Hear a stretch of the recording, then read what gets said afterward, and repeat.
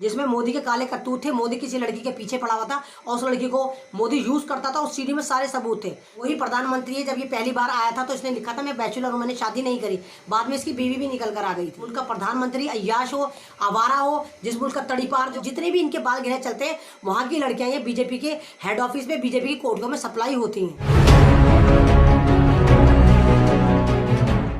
जी अस्सलाम वालेकुम, जय भीम, जय संविधान। मैं आपके सामने अमन रिजवी और आप देख रहे हैं लोकतंत्र टीवी। हो जाओगे बर्बाद जो बर्बाद करोगे। मैं फिर यही बोलना चाहूँगी कि जिस तरह के आप हालात हैं उनको तो आप एक तरफ रख दीजिए। जिस तरह चाइना से हमारी टेंशन चल रही उसको भी एक तरफ रख दीजिए। जिस तरह नेपाल ने हमारे पे दादागिरी दिखाई उसको भी एक तरफ रख दीजिए। उसके अलावा जो भारत के अंदर ड्रामे चल रहे हैं, भारत के अंदर जो षड्यंत्र चल रहा है, भारत के अंदर जो जुल्म चल रहा है, उसकी भी बात करें तो कम है। कानपुर का नाम आपने सुना होगा, बहुत अच्छे से सुना होगा। वो जो मेडिकल ऑफिसर थी आरती लाल चंदानी, जिसने कहा था कि मुसलमानों को जहर का इंजेक्शन देके मारना चाहिए, और वो हमेशा मुसलमानों को जहर का इंजेक्शन देके मारती है, वो मारेगी। तो उसी कानपुर की मैं आज आपको फिर बात बताती हूँ। वो कानपुर आज फिर एक बार फिर दोबारा चर्चा में। वहाँ पर है एक जो छोटी बच्चियाँ होती हैं, अनमेच्योर जो बच्चियाँ होती हैं, उनका एक शेल्टर होम है जहाँ पर लड़कियों को रखा जाता है। वहाँ पर काफ़ी तादाद में लड़कियां रखी गई थी और अचानक ऐसा होता है कि उनकी मेडिकल रिपोर्ट करी जाती है। तो मेडिकल रिपोर्ट जब उनकी होती है तो मेडिकल रिपोर्ट में उनमें ज़्यादातर लड़कियां जो वो प्रेग्नेंट पाई जाती हैं और कुछ HIV पॉजिटिव भी पाई जाती हैं। तो अब सवाल ये बनता है कि वो तो शेल्टर होम है, वो भी सरकारी शेल्टर होम है, गवर्नमेंट शेल्टर होम में वो बच्चियां जो है वो प्रेग्नेंट कैसे हुई, वहाँ पर कौन आता था, कौन जाता था।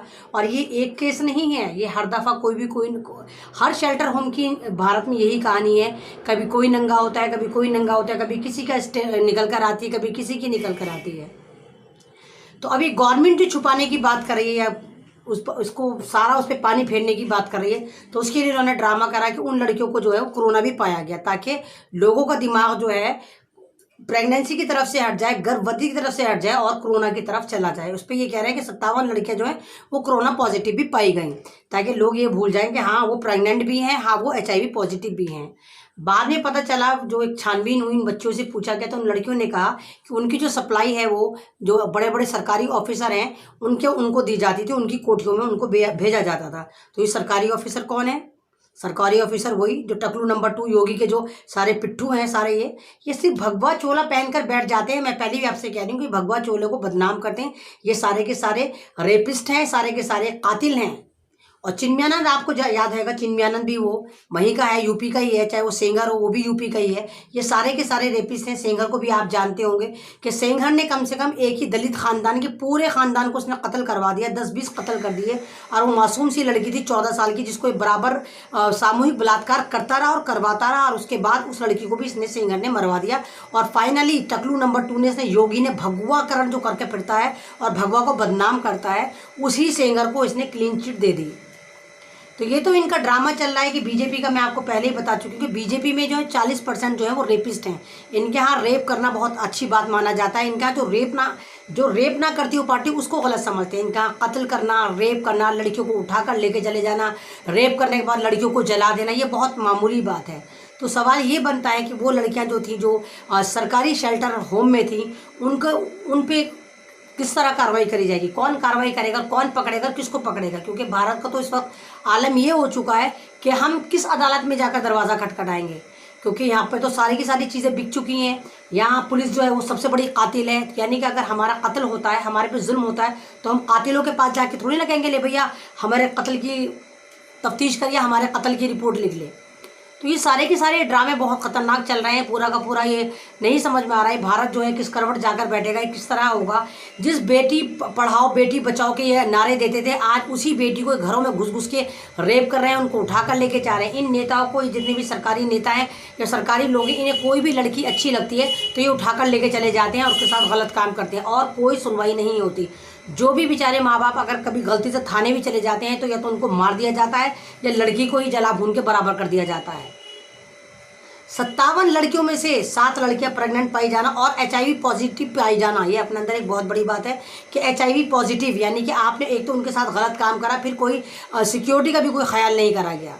यानी कि वो लड़कियां जो थी वो सरकारी ऑफिसरों को सप्लाई हो रही थी, वो बीजेपी के चैम्बरों में जा रही थी, वो बीजेपी की कोठियों में जा रही थी। तो ये शेल्टर होम होते हैं, आपके यहाँ शेल्टर होम के साथ ये करा जाता है। ये है वो मोदी जी का डिजिटल इंडिया, इसको डिजिटल भारत कहते हैं कि जहाँ पर तुमने इतना डिजिटल कर दिया कि तुमने यूरोप को पीछे छोड़ दिया। कि जैसे यूरोप में कोई इज्जत नहीं होती, लड़कियों की कुछ नहीं होता, ऐसे ही वहाँ पर इस तरह ही लड़कियाँ कहीं भी चली जाती है, तो तुमने यहाँ तो तुम ज़बरदस्ती ले जाकर भेज रहे हो, तो इसको डिजिटल भारत कहेंगे। ये भारत होता है, इसको भारत कहते हैं। और ये देखिए कमाल की बात, कोई सोशल मीडिया पे इसकी कहीं पे कोई चर्चा नहीं है, कहीं पे कोई न्यूज़ नहीं बन रही, कहीं पे कोई नहीं दिखा रही है। अपने अंदर बहुत बड़ी बात है कि सरकारी शेल्टर होम, वो भी लड़कियों का शेल्टर होम में से लड़कियों को प्रेग्नेंट पाया जाना, पॉजिटिव और कोरोना पॉजिटिव भी बता रहे हैं और ये फिर HIV पॉजिटिव भी कह रहे हैं। तो ये भारत है, ये डिजिटल भारत है। इस भारत के ख्वाब हमें तड़ीपाड़ ने और चाय वाले ने दिखाए थे। तो मैं तो पहले ही से कह रही हूँ, जब अगर हम मुजरिमों के हाथ में हुकूमत दे देंगे तो हमारे साथ यही होगा। जब चाय वाला हमें हुकूमत करेगा तो फिर भगवान भरोसे ही फिर भारत चलेगा। ना तो यहाँ लड़कियाँ बचेंगी, यहाँ ना औरतें बचेंगी, ना यहाँ मर्द बचेंगे, ना यहाँ कोई बचेगा। क्योंकि अगर आप कहें हमारे पे जुल्म हो रहा है तो आपको पकड़ पकड़ के जेलों में डाल देंगे, आपको मार देंगे। हाँ, अगर सेंगर हो तो छूट। चिन्मयानंद है, चिन्मयानंद को भी आप जानते होंगे, इसका मेडिकल कॉलेज है और इतना खतरनाक मेडिकल कॉलेज है। ज़्यादातर सारी की सारी ही नॉन मुस्लिम पढ़ती हैं और ये डेली 4-5 लड़कियों को अपने हुजरे में बुलाता है, उनका रेप करता है। और एक लड़की ने हिम्मत करी और अपने चश्मे में कैमरा लगाकर उसने सारी रिकॉर्डिंग करी कि चिन्मयानंद के साथ क्या कर रहा है। फाइनली क्या हुआ, इन्होंने उसी लड़की को उठाकर जेल में डाल दिया। क्यों? क्योंकि चिन्मयानंद के पास टोटल जो बीजेपी वाले हैं, इनकी शजरे मौजूद है, इनके काले करतूतों की सीढ़ियाँ मौजूद है और चिन्मयानंद जो है इनको बहुत ज़्यादा फंडिंग करता है। तो इसलिए इन्होंने चिन्मयानंद पे हाथ तक नहीं डाला, कोई FIR तक लॉन्च नहीं करी, उल्टा उसी लड़की को पकड़ के जेल में डाल दिया। भाई तेरी हिम्मत कैसे हुई कि तू अपनी रेप की कहानी बता रही है? तेरी हिम्मत कैसे हुई कि तूने चिन्मयानंद को नंगा करके पूरी वीडियो बना ली?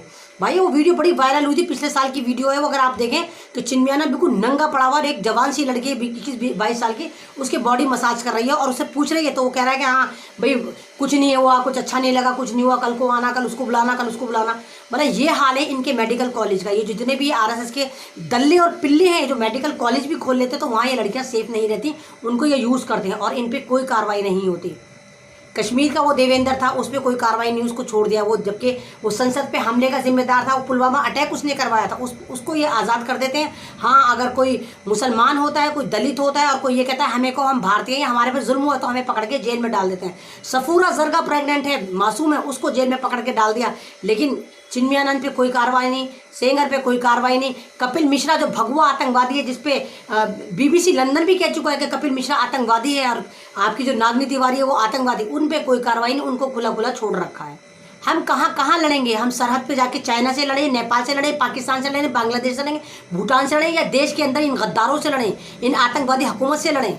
चाय वाला तड़ीपार क्या चाय वाला करा? तूने करा क्या है? फिर कहता आत्मनिर्भर बन जाओ। यानी आत्मनिर्भर का मतलब ये है कि ना मैं तुम्हें रोजगार दूंगा, ना मैं तुम्हें खाना दूंगा, ना मैं तुम्हें एजुकेशन दूंगा, तुम्हें कुछ नहीं दूंगा। उल्टा जो तुम कमाओगे तुम्हारे से टैक्स भी वसूल लूंगा। हाँ, मेरी अदालतें तुम्हें इंसाफ नहीं देंगी, जिनको मैं खरीद के बैठ गया हूँ। अगर तुम्हारा कत्ल होता, तुम्हारा रेप होता, तो हमारे यहाँ कोई सुनवाई नहीं होगी। वैसे तुम आत्मनिर्भर हो।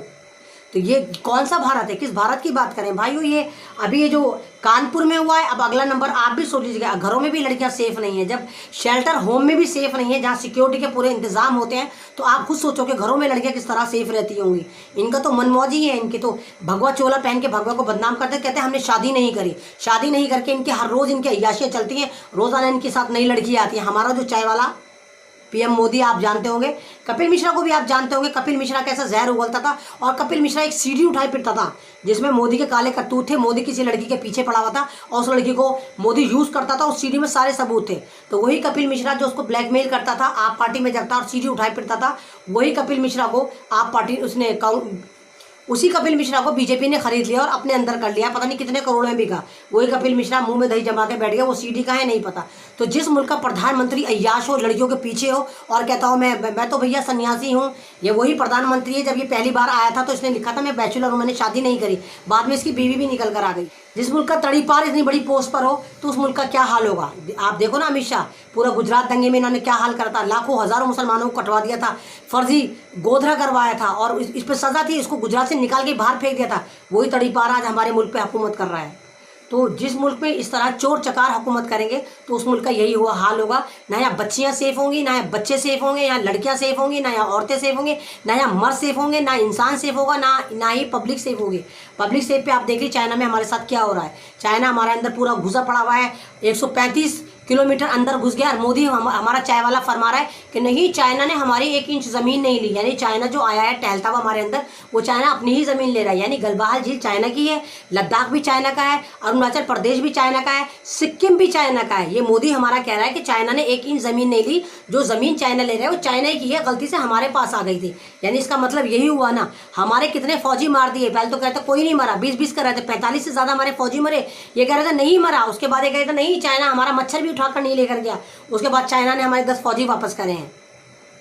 तो ना तो हम सरहदों पे सेफ है, ना हमारी सरहदें सेफ है, ना हम सुकून से सो सकते हैं, पता नहीं कौन सा मुल्क हमारे पे हमला कर दे, ना हम अपने अंदर सेफ है, पता नहीं कौन सा बीजेपी का दल्ला पिल्ला आ जाए और हमारी बेटियों को उठाकर ले जाए या हमें उठाकर ले जाए। ये हाल है। कब तक चलेगा, कब तक होगा? आप आवाज़ उठाएं, आप सवाल करें कि कब तक चलेगा ये। आज कानपुर की बारी थी, फिर दिल्ली की बारी होगी, फिर बिहार की बारी होगी। अव्वल बात तो जितने भी इनके बाल गिरे चलते हैं, वहाँ की लड़कियाँ ये बीजेपी के हेड ऑफिस में, बीजेपी की कोर्टों में सप्लाई होती हैं।